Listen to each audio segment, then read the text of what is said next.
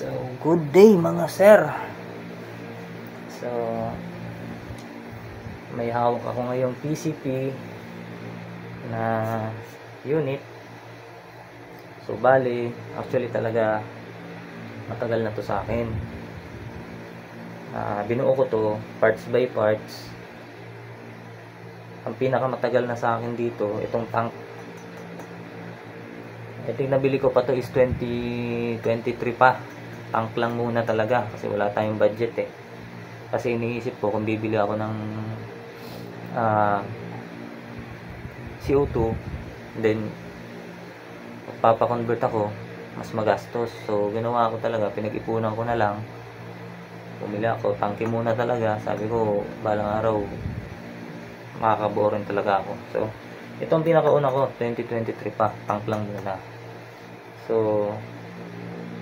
nangyari, sunod, na medyo pinalad, nagkaroon tayo ng budget, nakabili ako ng receiver galing Manchester. I think nabili ko to sa Shopee, order ko sa Shopee, pero Manchester shop sa Manchester. Nabili ko to ng around 7.2. And then sunod, nang nabili ko to, bumili na ako ng regulator kasi mura lang naman to. Shopee 800 plus 800, I think nabili ko to ng 870 o 880 ganyan. Sa Shopee lang, China regulator, China lang to. Sunod, nang nabili ko na, nabuo ko na. Siyempre kulang ng trigger. Sa tulong ni Kapepe, nag-chat ako sa kanya, nakapagpagawa ako sa kakilala niya ng trigger. So pinadala ko pa to para masukatan ng maayos. Then ito na siya. Sunod naman, budget meal na scope kay Boss Eser Chua. Swamp Deer lang to. Yung tig 2.5 na hindi nawawala sa zero. So hopefully sana makabili rin tayo ng pang competition. Pero para sa ngayon, bubuuin ko to for hunting purpose lang muna. So ito na. Nakikita nyo tong brass barrel galing kay Sir Romel Melendres. So bali hindi ko pa talaga natetesting to. Dumating to sa akin December pa, pero hanggang ngayon gawa ng gun ban, hindi tayo makapaglabas-labas, and gawa ng wala pang kulata, ito natin matesting. Empty barrel number 109, empty barrel 109. So hopefully ma-testing na natin to. Sa sunod kong update, gagawa ako ng, siguro ako na lang, DIY na lang na kulata. Kasi may ginawa naman ako ng frame. May frame na ako ditong karton, o ng design. Kaso hindi ko pa napapaputol yung kahoy na papaganso. Pero siguro tsagayin ko na lang, ako na lang siguro. So sa sunod update na lang mga boss. So bali mga boss, may tetestingin pala talaga ako ditong leak, kung may leak dito sa parting ito. Kasi linagyan ko siya ng washer, gawa ng yung quick fill niya ay nakatutok dito sa taas. Nakatutok siya dito sa taas parte. Gawa ng yung threadings ng ikot ng regulator ay sobra.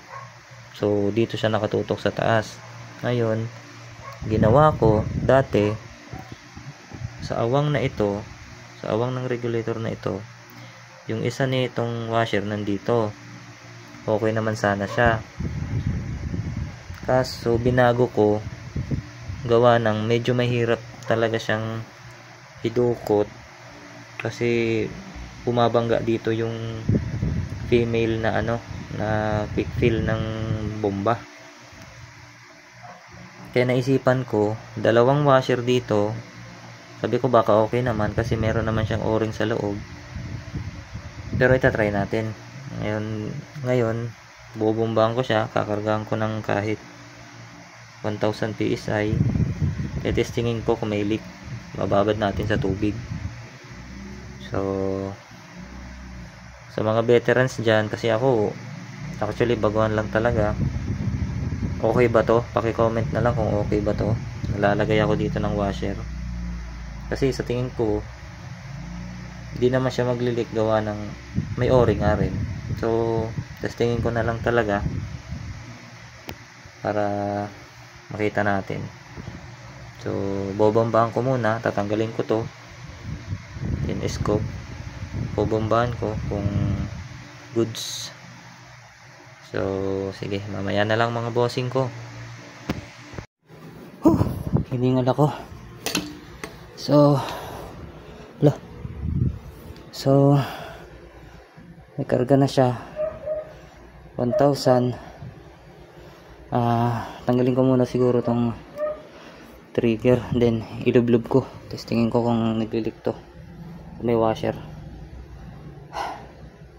Yan. So testingin muna natin may leak.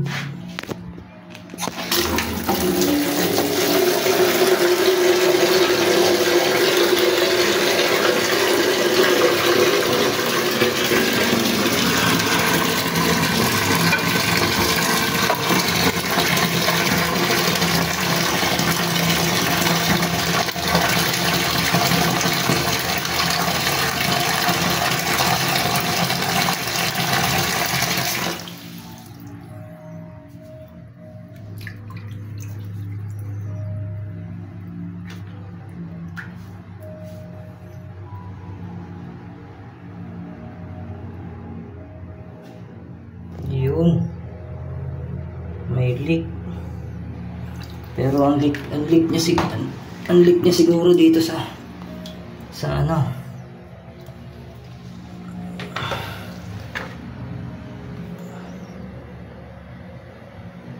saan ba yun?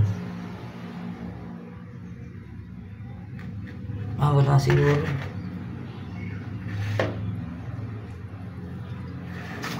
Nadidiinan yung ano. Teka lang mga boss, testing lang natin. Alam ko na boss kung saan yung singaw. Dito mismo nang gagaling sa valvula. Hindi pa lumapat siguro kasi gawa ng siguro ayusin pa kasi di ka pa ito na-testing, dito pala lumalabas. So testing natin, sarado na lang natin para yan o,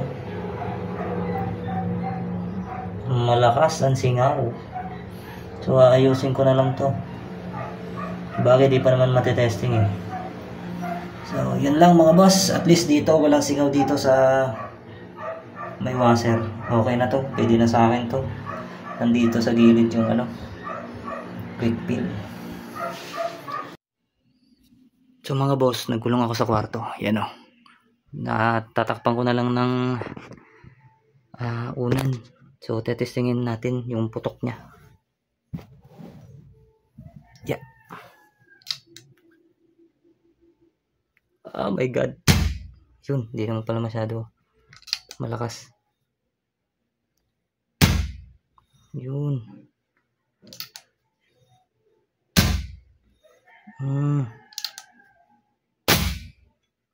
Wow.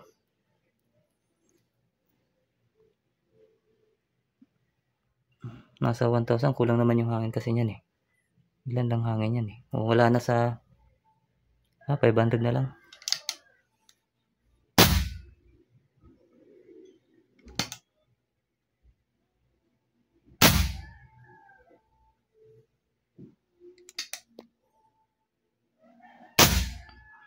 Wow. 1,000. So yun. Saka ko na lang aayusin to ng walang leak pagka magawang ko na to ng kulata, mga master, mga idols. Yan, at least pumuputok-putok na siya. Konti na lang, kulata na lang. May bala na ako dito eh. Galing kay Sir Dave. Slug 22. 19 grains. Yan. Nabuksan natin. Tingnan natin. Mahirap. Teka lang.